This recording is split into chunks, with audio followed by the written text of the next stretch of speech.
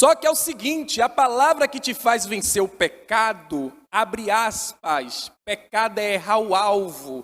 E eu preciso trazer esse despertamento aqui nessa tarde, porque foi esse despertamento que Deus trouxe ao meu coração, com essa aspa aberta sobre o pecado que é errar o alvo, fazer o que é contrário aos olhos de Deus, desobedecer, se rebelar contra Deus. E aí, a gente quando volta para Gênesis, o que a gente vê em Gênesis é uma pessoa com outra pessoa, que é Adão e Eva, no paraíso, mas errou o alvo. E a Bíblia diz que Deus os expulsou do paraíso, colocando 2 anjos com espadas flamejantes para que eles não adentrassem mais no jardim do Éden.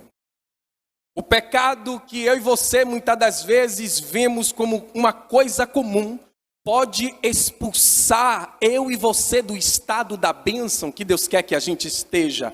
Assim como Adão estava e foi expulso, foi colocado para fora. Muito cuidado com aquilo que a gente relativiza e diz, isso não tem nada não. O que é que tem? Cuidado com aquilo que é pecado, que a Bíblia condena, mas que a gente às vezes tem como algo comum. O pecado teve força para expulsar Adão do paraíso. O pecado tem força para tirar eu e você do estado da bênção que Deus quer que a gente esteja. Só que o pecado não tem só poder para isso. O pecado também, olhando para Gênesis capítulo 6, que é um texto que fala sobre a corrupção do gênero humano. Deus se entristeceu tanto com o pecado que ali havia, que ele quis dar cabo de toda a humanidade. E disse, enviarei um dilúvio para poder consumir todos os seres viventes. Ele achou graça diante de um homem, que foi Noé.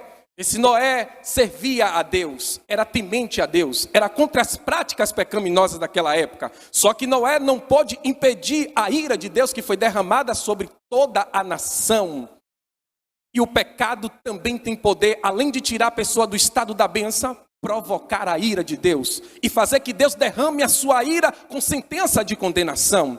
Eu não quero acreditar que eu e você estamos caminhando no barco de Jesus para não chegar do outro lado. O pecado, que são as ondas fortes da vida, não vão impedir você e não vão me impedir de chegarmos do outro lado, que é na Canaã de Deus, em nome de Jesus Cristo. Só que o pecado, além de tirar eu e você, ou pode tirar eu e você do estado da bênção, provocando a ira e o castigo de Deus, ele também pode fazer acontecer outras coisas que Deus me impulsionou a ministrar aqui também nessa tarde. Por que não lembrar de Sansão?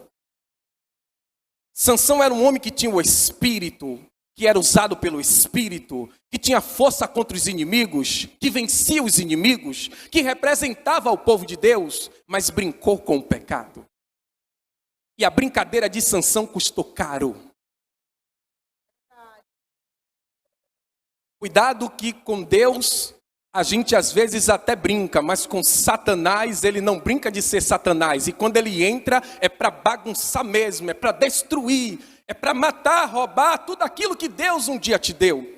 Com Sansão não foi diferente. Sansão brincou e a Bíblia diz que Sansão, primeiro, foi preso pelos inimigos. Segundo, foi cego, foi acometido de cegueira pelos seus inimigos. Terceiro, essa prisão e essa cegueira fez de Sansão ter uma vida sofrida, de escravo.